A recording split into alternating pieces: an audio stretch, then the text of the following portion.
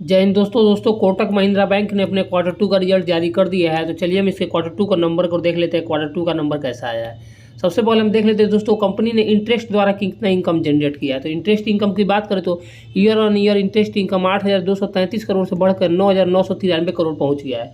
वही अगर हम क्वार्टरली बेस पे भी बात करें तो क्वार्टरली बेस पे भी इंटरेस्ट इनकम 9,164 करोड़ से बढ़कर 9,993 करोड़ पहुंच गया है। यानी दोस्तों कंपनी ने जो ब्याज का पैसा है वो उस पैसे से अच्छा खासा इनकम जनरेट किया है। वही दोस्तों अगर हम बात करें कंपनी का टोटल इनकम की, कंपनी ने टोटल इनकम कितना रुपये जनरेट किया है। तो दोस्तों ईयर एन ईयर कंपनी का टोटल इनकम 15,342 करोड़ से बढ़कर 17,513 करोड़ रुपये पहुंच गया है। यानी हमें ईयर ऑन ईयर लगभग 15% का इनकम में ग्रोथ देखने को मिल रहा है।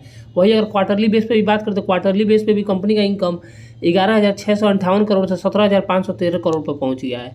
अब दोस्तों अगर हम कंपनी का टोटल एक्सपेंस की बात कर ले कि कंपनी का टोटल एक्सपेंस कितना हुआ है, तो दोस्तों ईयर एन ईयर कंपनी का टोटल एक्सपेंस 10,976 करोड़ से बढ़कर 12,629 करोड़ पर पहुंच गया है।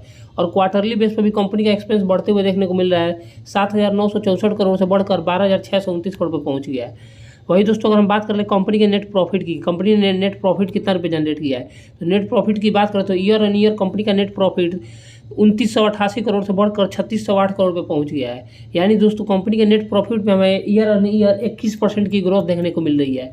वही क्वार्टरली बेस पे बात करें तो क्वार्टरली बेस पे भी कंपनी का प्रॉफिट 2,755 करोड़ से बढ़कर 3,608 करोड़ हो गया है। यानी जो ईयर कंपनी का प्रॉफिट है 21% की ग्रोथ दिखा रहा है और कंपनी का टोटल इनकम 15% की ग्रोथ दिखा रहा है ईयर ऑन ईयर। ईपीएस की बात करें तो कंपनी का ईपीएस भी ईयर ऑन ईयर 15 रुपये 7 पैसा से बढ़ के 18 रुपये 17 पैसा हो गया है और क्वार्टरली बेस पे भी 13 रुपये से बढ़ के 18 रुपये हो गया है। यानी कंपनी का ईपीएस में भी अच्छा ग्रोथ देखने को मिल रहा है।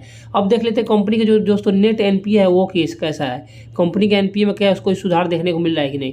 तो दोस्तों कंपनी का जो नेट एनपीए है वो पिछले साल सेम क्वार्टर में 1.09% था, जो कि कंपनी ने अपने एनपीए को काफ़ी हद तक हटाया है, 0.60 पे ले आया है। और किसी बैंक का एनपीए जितना भी कम रहेगा दोस्तों उस बैंक के लिए उतना ही बेहतर है। और क्वार्टरली बेस पे भी बैंक ने अपने एनपीए को काफ़ी घटाया है, 0.69% से 0.60% पर लाया है। यानी दोस्तों बैंक का जो एनपीए है वो क्वार्टरली और ईयरली बेस पे काफ़ी हद तक कम हुआ है। और दोस्तों बैंक ने प्रॉफिट भी अच्छा खासा जनरेट किया है और टोटल इनकम में भी अच्छा खासा ग्रोथ देखने को मिल रहा है।